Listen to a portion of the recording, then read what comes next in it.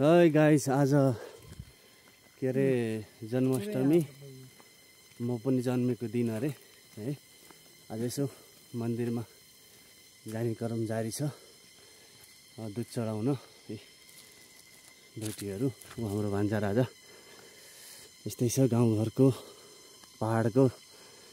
पहिला पहिला यस्तो हुन्थेनन्, अहिले त पुरै बुटाहरू पनि जङ्गल जङ्गल भएछ। त्यसै छ गाइस, के गर्ने, हिँड्न सकिन्न। बुढो पनि भइयो होला, अब कि उकालो ओह्रालो गरिराखेको भए त्यही अनुसारको हुन्थ्यो।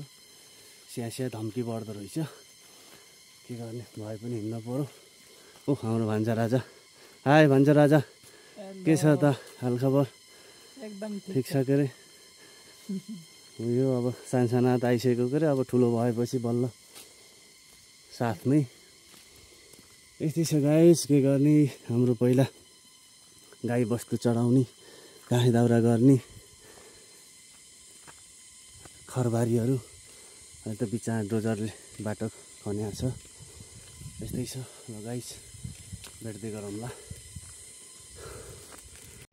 ल गाइस, फाइनली हामी शिवालय मन्दिरभित्र आइसकेको अवस्था। हाम्रो भान्जा राजाले पूजा गर्दै उसिन्छ अनि टक्क लाएर त्यसपछि म गएँ। मैले अब दुधहरू चढाएँ, आफूले लगेका चिजहरू सबै चढाएँ है।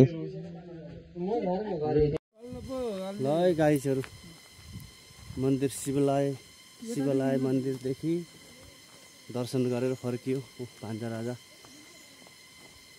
अब सरर यो बाटो हुँदै घर गइन्छ।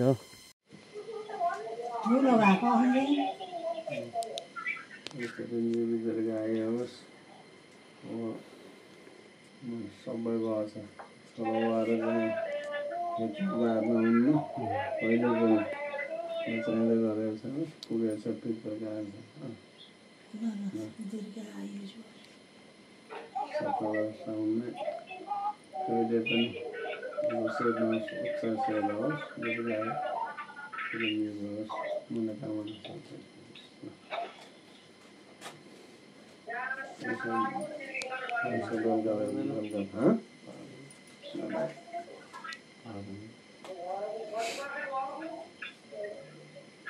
है 35-37 होला किन रोइसकेको नि? के भयो? किन पैसा चाहियो र?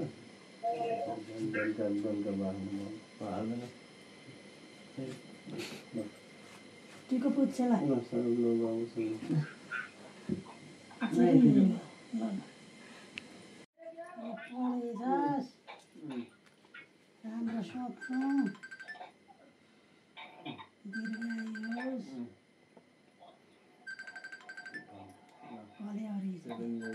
लगाइयोस्, मनोकामना सिद्धियोस्, चाहन्छ सरोवर सिद्ध झुकाउनु तल लाग्छ।